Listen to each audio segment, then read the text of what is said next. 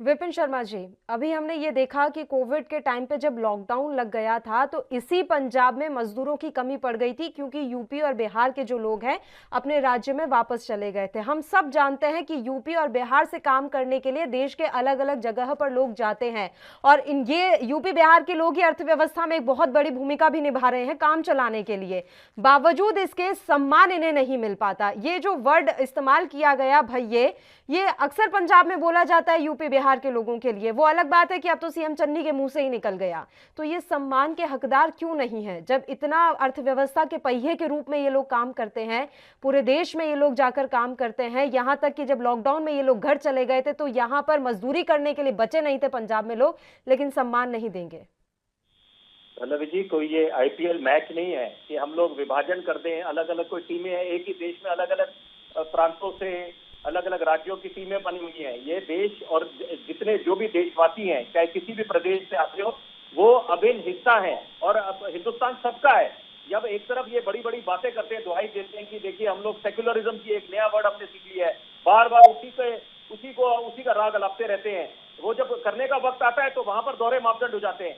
और इसमें अगर इस बातों में अगर यहाँ पर अगर घेरना का काम अरविंद केजरीवाल करेंगे तो उनको भी गिरफ्तार में झांकने की आवश्यकता है कि उन्होंने भी बोला था कि दिल्ली में बड़े लोग आ जाते हैं इलाज करने। ये क्या बयान सब भूल सकते हैं? यहाँ पर फिर अलग बात होता है, नेताओं के लिए बहुत आसान होता है कि यहाँ पर अगर कुछ बयान वो कर देते हैं, बयानबाजी करते हैं, उसके बाद अगर वो वहां पर उसको लेकर जनता में आक्रोश होता है तो वो वहां पर यूटर्न हो जाता है या उसको आप दूसरे तरीके से समझाते हैं। अरविंद केजरीवाल के लिए तो पंजाब में ही सर बुलाया गया था, उन्हें काला काला कह के। अभी रंगभेद एक नया पैदा कर दिया है। पता नहीं पंजाब की राजनीति में इस समय क्या चल रहा है। वो ऐसी बातों से बिल्कुल निषिद्ध बात है। ये तो इसका विरोध होना चाहिए। ये आप इस तरह के बयानबाजी जब करते हैं या किसी को आप, ये तो एक रेसिज्म हुआ, रेसिस्ट अटैक्स आप कर रहे हैं, बहुत ही गलत बात है। ये अगर केजरीवाल जी को ये बोला गया था, ये तो शर्मनाक बात है। लेकिन यहाँ पर मैंने बात करी दूसरी बात कि यहाँ पर जब केजरीवाल ने खुद बोला था या दिल्ली को लेकर कि यहाँ पर कि बाहर से लोग आ जाते हैं और इलाज करा के चले जाते हैं, तो ये यहाँ पर देश आप सबका है, किसी भी राज्य में आ सकते हैं। लॉकडाउन में एक बहुत अच्छी नजीर पेश करी यहाँ पर एक हमारे जितने स्वास्थ्य कर्मी हैं, जो पैरामेडिकल स्टाफ है, उन लोगों ने करा। कोरोना योद्धा का हमने क्यों उनको उपाधि दी?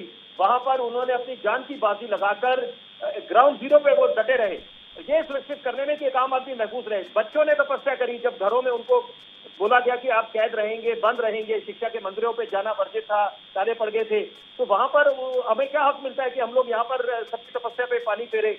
उसके बाद ये जितने बयानवीर हैं, जब बेतुकी बात करते हैं, अच्छी बात करें तो समझ आता है। जब कोटा से बुलाने की बारी आई तो वहां पर यूपी के मुख्यमंत्री ने पहल करी, वो अच्छी एक नजीर पेश करी थी।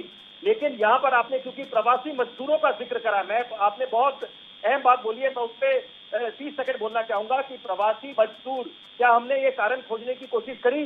प्रवासी मजदूर मजबूर क्यों होकर पलायन करने के लिए? गर्भवती महिलाएं लंबे सफर पे निकल गई, जो बैग थे वो ट्रॉली का काम करने लगे, उनको बच्चों को लादा गया, उस पर क्यों करा गया?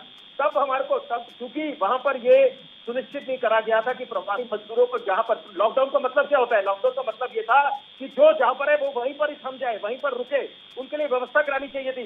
लेकिन वहां पर भी राजनीति थमने का नाम नहीं लिया। राजनीति ने सियासी रोटियां सेकते रहे, एक दूसरे में ठिकरा फोड़ते रहे नेता लोग, एक दूसरे अपने पॉइंट्स बनाने के लिए राजनीतिक दल।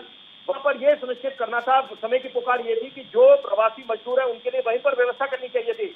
तो वो क्यों मजबूर हो गए पलायन करने के लिए? उसके बाद ये आपके सामने जग जाहिर है कि जब ये प्रवासी मजदूर चले गए, आपने छूट दे दी कि हाँ यहाँ पर हम देश को भी आत्मनिर्भर बनाएंगे, आप फैक्ट्रियां खोलिए। लेकिन जब मजदूर ही नहीं थे तब जाके लोगों को समझ आई इनकी अहमियत, प्रवासी मजदूरों की श्रमिक जितने। तब भी हमने देखा था सर किस तरीके से सियासत हो रही थी कि अपने राज्य के लोगों को लेकर जाएं। प्रदीप भटनागर जी, एक देश